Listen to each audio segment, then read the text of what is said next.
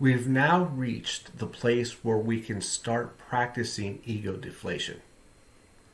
In order to do this, you must be persistent and you must pay attention. Everything else is relatively easy. So the first thing you have to know is the ego resides in the belly. This is our creative side. Everything that you create in the universe stems from the belly.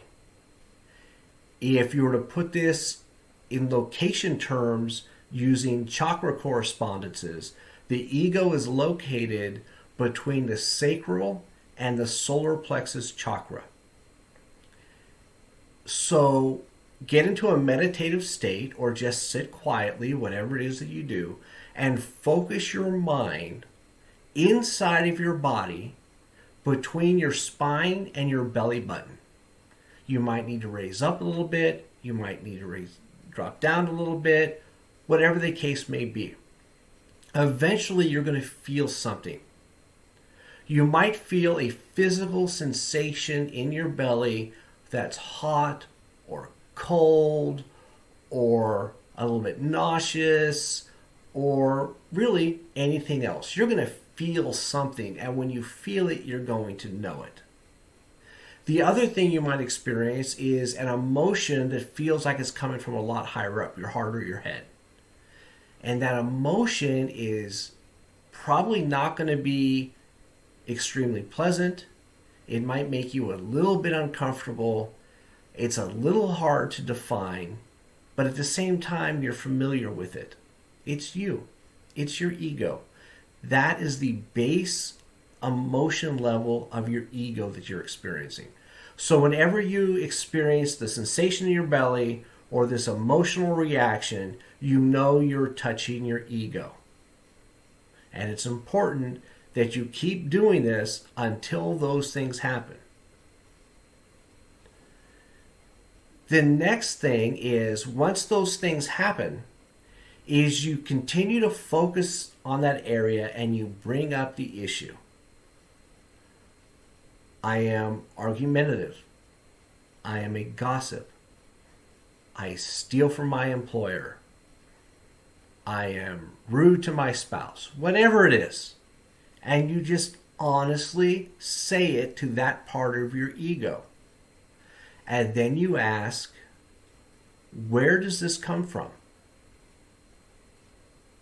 What event originated this issue? Do not ask why.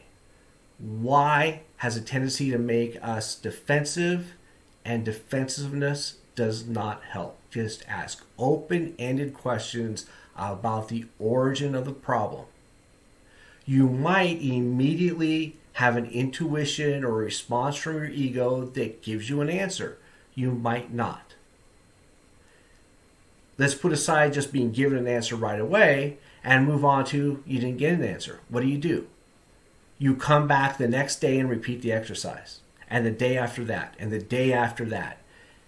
And eventually you're going to have an intuitive flash that tells you what the answer is. You're going to have a dream. Some event is going to happen in your life that sparks a memory. For instance, it might have been something that happened to you in the 5th grade and somebody randomly messaged you on Facebook that you knew in the 5th grade. It could be a conversation that you're watching on TV. It could be anything.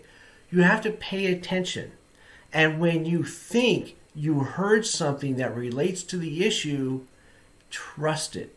You probably did. And work on it from that perspective. So whether you hear it externally, where you have a dream or an intuition, or you're told in the middle of meditation, wherever your answer came from, go for it. If it's not quite correct, it'll be modified over time. Once you have that answer, speak that answer back into your ego. Remember, focus on that place. And tell your ego why it no longer applies. For instance, maybe you got beat up in the 5th grade.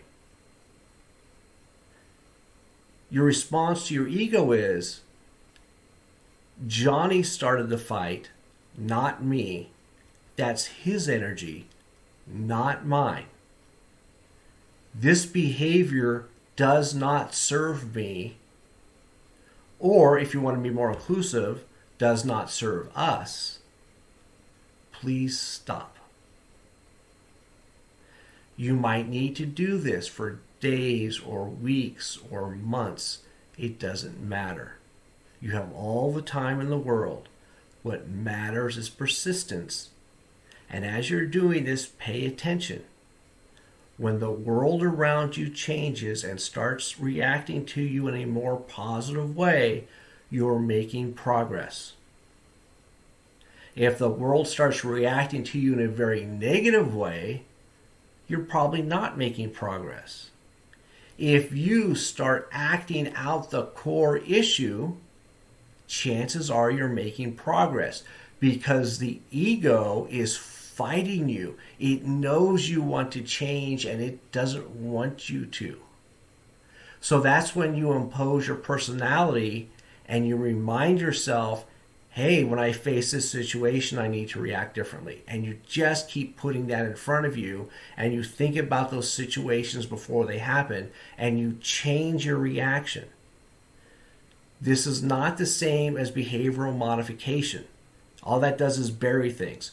What you're doing is you're telling your ego you're not going to express its energy anymore, and then you go back and tell it why you're not expressing that energy anymore, because it's not you. It belongs to Johnny. It is not serving you. And eventually your ego will stop serving up that response. The beautiful part is when it stops serving up that response, the energy goes away. That leaves a void in your ego. Nature abhors a vacuum. The thing that fills up your ego when you're an adult is your soul. So any kind of energy can pop in all of a sudden. Usually it's the counterbalance to the negative energy that you just got rid of out of your ego, but it's not always related.